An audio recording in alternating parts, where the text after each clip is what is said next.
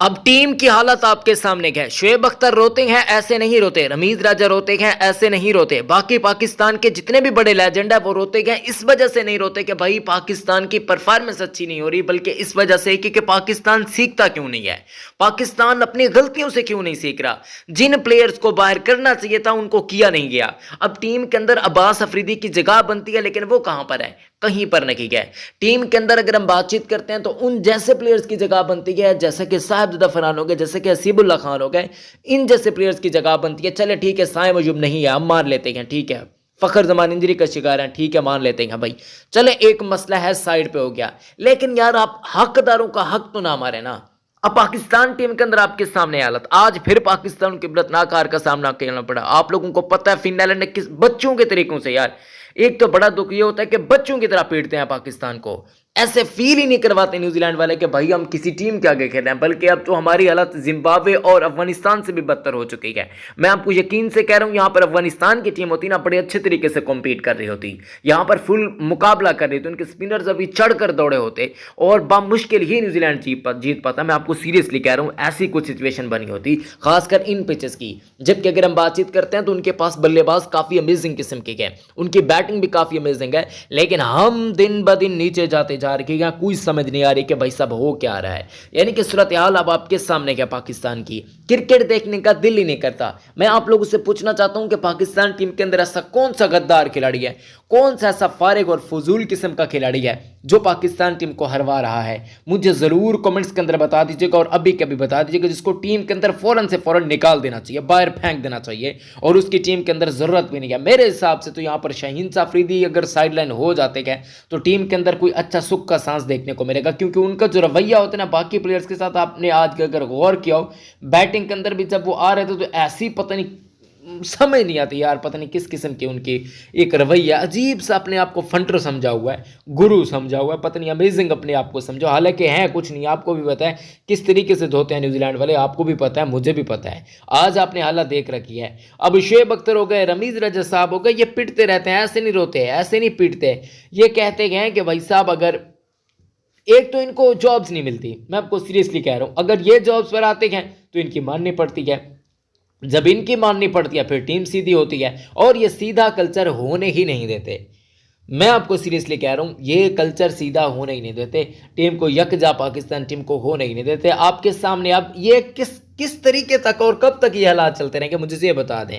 Pakistan team की क्या ऐसी सूरत हाल चलती रहेगी यार? वैसे सोचने वाली बात है, दिल काफी ज्यादा दुख जाता है यार। टीम से इतनी भी बुरी टीम नहीं है हमारी यार, जिस तरीके से पाकिस्तान टीम को बना दिया गया है। हालांकि अगर हम पाकिस्तान टीम की बातचीत करते हैं तो हमारी टीम एक तगड़ी टीम हुआ करती थी।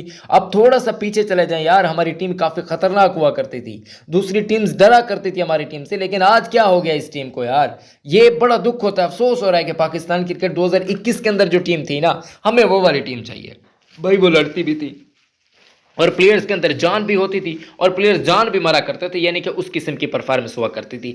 अच्छी बातें आज भी थोड़ी बहुत देखने को मिली है, जैसे कि खुशदिल शाह की बॉलिंग काफ़ी अच्छी देखने को मिली है, हारिस रऊफ काफ़ी आज मतलब एक अमेजिंग तरीके से हमें देखने को मिले, तो ये भी चीज़ एक देखने को मिली जो कि काफ़ी अमेजिंग किस्म की चीज़ हमें देखने को मिली। तो उम्मीद करते हैं कि पाकिस्तान की परफॉर्मेंस ऐसी ही रहेगी, और पाकिस्तान जो है अपनी परफॉर्मेंस को मज़ीद बेहतर से बेहतरीन बनाने की कोशिश करता रहेगा। देखिए ऐसा करना चाहिए, पाकिस्तान टीम को कंप्लीटली तौर पर तब्दील कर देना चाहिए, मुकम्मल तरीके से पाकिस्तान टीम को तब्दील कर देना चाहिए, और पाकिस्तान टीम के अंदर जितने भी खिलाड़ी हैं उन सभी को तब्दील कर देना चाहिए मेरे हिसाब से। अब कुछ ऐसा करें जो कि डोमेस्टिक के जस्ट परफॉर्मर है, जो वाकईतन डोमेस्टिक के अंदर परफॉर्म कर रहे हैं, ये नहीं कि किसी की पर्ची आ जाए तो फिर भाई आपने काम करना है। अब साबिक खिलाड़ी भी यहीं पिटते हैं कि साहिबजादा फरहान को मौका दो, लेकिन नहीं मिलता। हसीबुल्लाह खान का करियर कितना ज़बरदस्त किस्म का, अमेजिंग किस्म का है डोमेस्टिक क्रिकेट के अंदर, आपने उनको मौका नहीं दिया। ठीक है, आरएस के साथ आप जा रहे हैं यार, बाकी टीम्स के अंदर 3-3 विकेट कीपर्स खेल रहे होते हैं, हमारी टीम के अंदर क्यों नहीं खेल सकते? क्या हमारी टीम के अंदर कोई बला है, क्या कोई मुश्किल है, या क्या है? क्या कुछ भी नहीं है यार, बस ये हमें डोंग हमने रचाया हुआ है, हमने वैसी तबाही मचाई हुई है, हमने बस सोचा हुआ कि पाकिस्तानी क्रिकेट को तरक्की होता हुआ तरक्की पजीर हमने नहीं देखना, तो इसी वजह से ये सारे काम हम कर रहे हैं। क्योंकि मेरे हिसाब से पाकिस्तान टीम के अंदर 2-2 विकेट कीपर्स भी खेल सकते हैं, इस बात में कोई भी शक नहीं है। इवन पाकिस्तान टीम के प्लेयर्स की अगर हम बातचीत करते हैं, कीपर्स की भी पाकिस्तान को कमी नहीं है, पाकिस्तान के पास प्रॉपर वे के अंदर बल्लेबाज भी मौजूद है। जो कि आपकी टीम को बहुत आगे तक ले जा सकते हैं। लेकिन नहीं, हमने मौके नहीं देने भाई, हमने सीखना भी नहीं है, मौके भी नहीं देना। फिर पाकिस्तान टीम की हालत ऐसी होनी है, आपके सामने क्या है। कसम से यार बड़ा दुख, यानी कि इतना दर्द है ना दिल के अंदर, मैं आपको बताऊं क्या। ये ऐसी सिचुएशन जब पाकिस्तान क्रिकेट की हम देखते हैं, हमने सोचा भी नहीं हुआ था कि भाई इस तरीके की भी पाकिस्तान की कारकर्दगी हो सकती है, ये इस नहज पर भी पाकिस्तान क्रिकेट पहुंच जाएगी। हम तो ये सोच रहे थे कि भाई जिस तरीके से ये पाकिस्तान के जो प्लेयर्स आ चुके हैं, जैसे कि जो नई पीढ़ी आ रही है पाकिस्तान क्रिकेट की, शादाब खान हो गए, इनके साथ साथ बाबर आजम को जो सरफराज अहमद के अंडर आए थे जिन्होंने डेब्यू किया था, तो वो एक ऐसा लेवल था पाकिस्तान टीम का कि भाई सब अमेजिंग था। लेकिन फिर आपको जानते हैं कि यार ये आप आपस में फड्डेबाजी और पाकिस्तानी प्लेयर्स की लड़ाइयाँ भिड़ाएँ, ये वो, मतलब है कि इस टाइप की जो सिचुएशन देखने को मिली है पाकिस्तान क्रिकेट के अंदर, उसने पाकिस्तान क्रिकेट को तबाह करके रख दिया है। और इतनी तबाही पाकिस्तान क्रिकेट की फिर है कि आपकी सोच है, और इस दहाने पर हम पहुंच चुके हैं कि अब भाई हम बैक भी नहीं जा सकते, वापस भी नहीं जा सकते, ये सिचुएशन बन चुकी है। तो पाकिस्तान क्रिकेट को बेहतर से बेहतरीन बनाने के लिए कुछ बड़े बड़े डिसीजन लेने होंगे। पाकिस्तान के जो बड़े बड़े खिलाड़ी हैं उनको सामने आना पड़ेगा, उनको सबसे पहले आकर ये सबको बताना पड़ेगा, पावर कराना पड़ेगा कि भाई हम पाकिस्तान टीम को अच्छे तरीके से ले जा सकते हैं। बातें नहीं करनी, अब टीम को आगे लेकर जाना है, अब टीम पाकिस्तान को आगे लेकर जाना है, और टीम का हमने सोचना है भला। पाकिस्तान टीम का हम नहीं सोचेंगे तो फिर किस चीज़ का सोचेंगे, ये तो आप लोग हमें बता देना। पाकिस्तान टीम की कारकर्दगी बेहतरीन होगी तभी काम चलेगा। जब पाकिस्तान टीम की कारकर्दगी खराब होगी, पाकिस्तान टीम की गलत सिलेक्शन जो आप लोगों के सामने है, जो गलत गलत बंदे हैं, उन सभी लोगों को जब हम मौके देंगे, और ऐसे ऐसे प्लेयर्स को जिनकी एक 50 भी नहीं है, जब उन जैसे प्लेयर्स को मौका देंगे, हम हकदारों का हक मारेंगे तो ये काम होगा। हकदारों का जो जो जहां जहां पर भी हक मारा गया है, आप लोग जिस भी फील्ड के अंदर देख लें कि भाई साहब वहां पर फिर काम अच्छा नहीं बनता।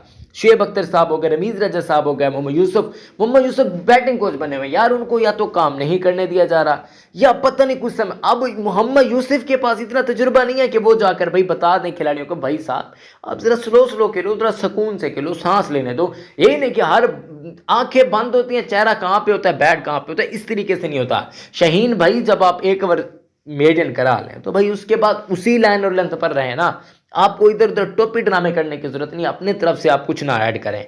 जो पिच जिस तरीके से जा रही है आप उस तरीके से खेलें। लेकिन नहीं भाई साहब, एक तो इन्होंने सबसे बड़ी जो पाकिस्तानी अवाम को गुस्सा आ रहा है ना जिस चीज पर, एक तो इन्होंने रोजे नहीं रखे हुए। अब भाई आप मतलब ये कि क्या बताएं, अब बोले क्या पाकिस्तान टीम पर, इतना ज्यादा गुस्सा आता है ना हद से ज्यादा, और दिल करता है कि भाई इनको फैंटी लगाई जा सके अच्छी अच्छी, ये तभी सुधरेंगे।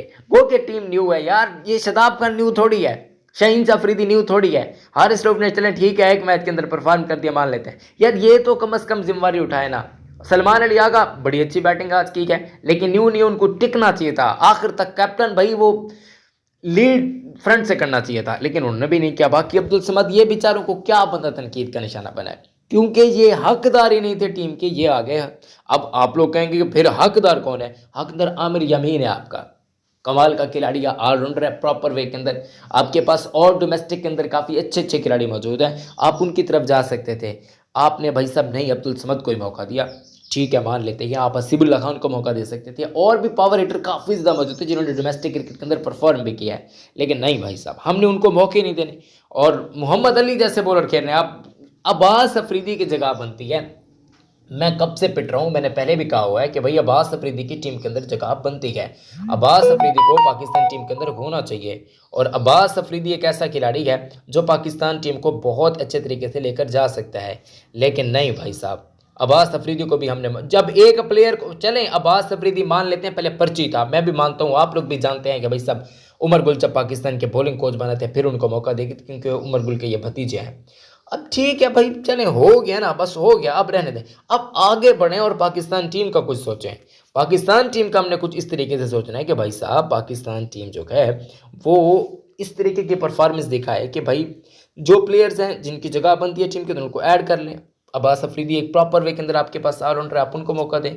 नहीं नहीं भाई, हमने जाना है किसके साथ, आप लोगों के फेवरेट यानी कि मोहम्मद अली के जाने। अब क्या करें भाई, अब मैं क्या कर सकता हूँ, आप क्या कर सकते हैं, कुछ नहीं कर सकते ना, तो फिर वीडियो को ब्रेक लगा देते हैं। और क्या कर सकते हैं, बस पाकिस्तान टीम के लिए दुआएं कर सकते हैं।